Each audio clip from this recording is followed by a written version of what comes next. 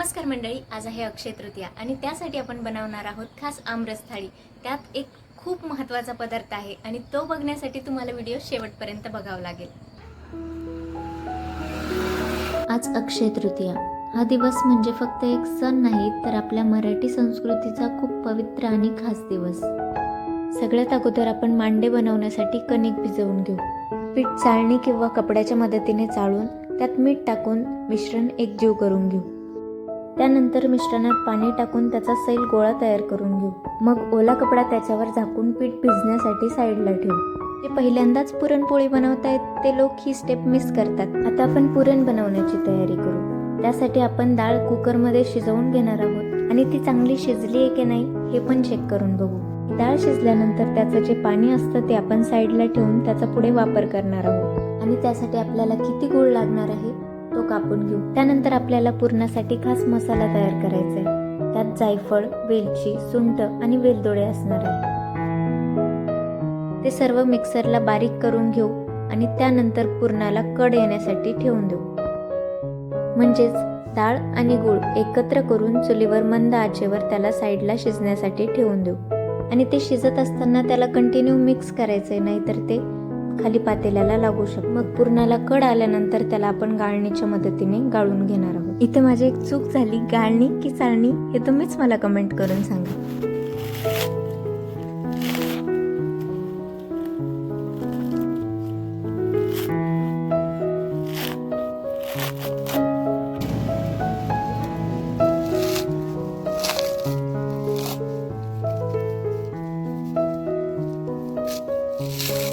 सार बनवण्याची तयारी। त्यासाठी अगोदर नारळ फोडून घेतला, कापून साईडला ठेवलं। त्यानंतर कांदे थोडे चुलीवर भाजून घेतलेत। लसूण, आलं, मिरची हे सर्व आपण तेलात तळून घेणार आहोत।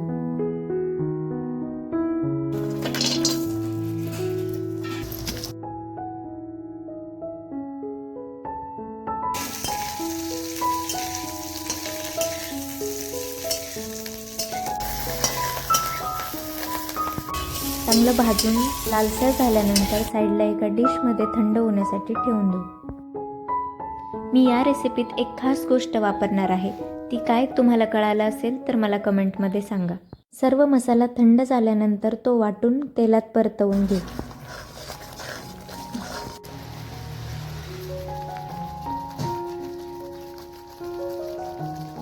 त्याला सगळ्या बाजूंनी तेल सुटल्यानंतर त्यात आपण गोडा मसाला टाकणार आहोत आणि या मसाल्याची रेसिपी जर तुम्हाला हवी असेल तर चॅनलला सबस्क्राईब करून ठेवा, कारण पुढची रेसिपी हीच असणार आहे। आणि त्यात चवीनुसार मीठ टाकून त्याला चांगलं एकजीव करून घेऊ आणि हा मसाला चांगला एकजीव झाल्यानंतर तेल सुटेपर्यंत परतून घेऊ। आणि मी आधी सांगितलं होतं ना, जे पहिल्यांदाच पुरणपोळी बनवतात ते एक गोष्ट नक्की मिस करतात, डाळीचं पाणी। तुमच्यासोबत पण असं झालंय का? मला नक्की सांगा। मसाला चांगला परतल्यानंतर त्याला तेल सुटतं आणि त्याचा खमंग वास सुटतो। त्यानंतर आपण जे साईडला काढून ठेवलेलं होतं ते डाळीचं पाणी टाकायचं आणि आपल्या कन्सिस्टन्सीनुसार पाणी टाकून ॲडजस्ट करून घ्यायचं। मग त्याला उकळी येईपर्यंत शिजवून शेवटी कोथिंबीर टाकून गार्निश करायचं। तर आपल्या आजच्या आमरस थाळीचा मेन हिरो आहे आमरस आणि तो बनणार आहे या रसाळ आंब्यांपासून। कापून आंब्याचा रस काढण्यापेक्षा हाताने मऊ केलेला आंबा याची चवच काहीतरी वेगळी असते। आता या रेसिपीत तर आपल्याला जास्त काहीच लागणार नाही, फक्त आंबा, थोडीशी गोडव्यासाठी साखर किंवा गूळ आणि खूप सारं आईच्या हातचं प्रेम, कारण ही रेसिपी माझी आईच बनवते।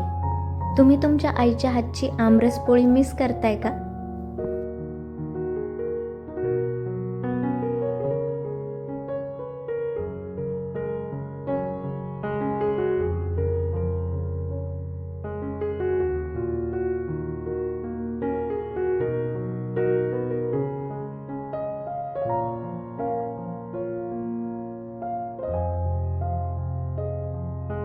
आणि सगळा गर काढून झाल्यानंतर कोई साईडला काढून ठेवायची आहे आणि रवीच्या मदतीने त्याला मिक्स करून घ्यायचं। गोडव्यासाठी थोडी साखर आणि वेलची पावडर टाकायची आहे। तुम्ही काळी मिरी सुद्धा कुटून टाकू शकताय। मग असा आपला आमरस म्हणजेच आजचा हिरो तयार आहे।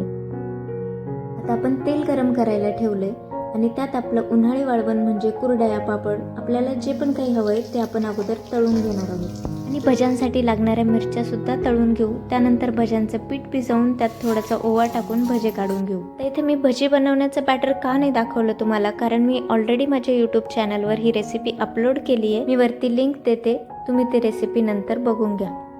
आता इथे भरपूर व्हरायटीचे भजे बनवतो आहे आम्ही, म्हणजे जसं की मिरची, कांदा, टोमॅटो आणि बटाटा. तुम्हाला कोणते भजे आवडतात हे तुम्ही मला कमेंट करून सांगा.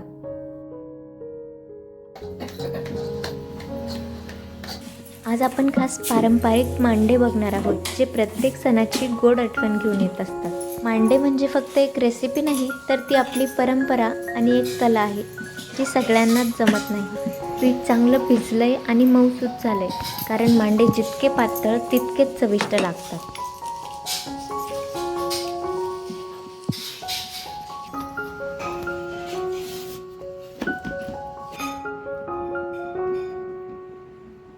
आणि ते चुलीवर हळूहळू भाजताना त्याचा सुगंध सगळीकडे पसरत असतो. मांडे बनवण्याच्या प्रक्रियेसाठी थोडा वेळ जास्तच लागतो, पण शेवटी मिळणारी ही टेस्टी चव जी आपण घेतो तेव्हा सगळी मेहनत फळाला येते.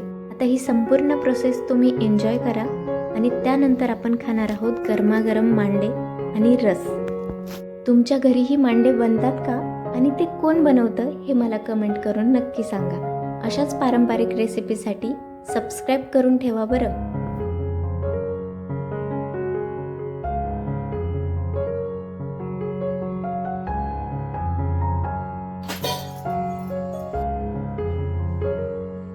बोल नका, जास्त काही नाही बोला.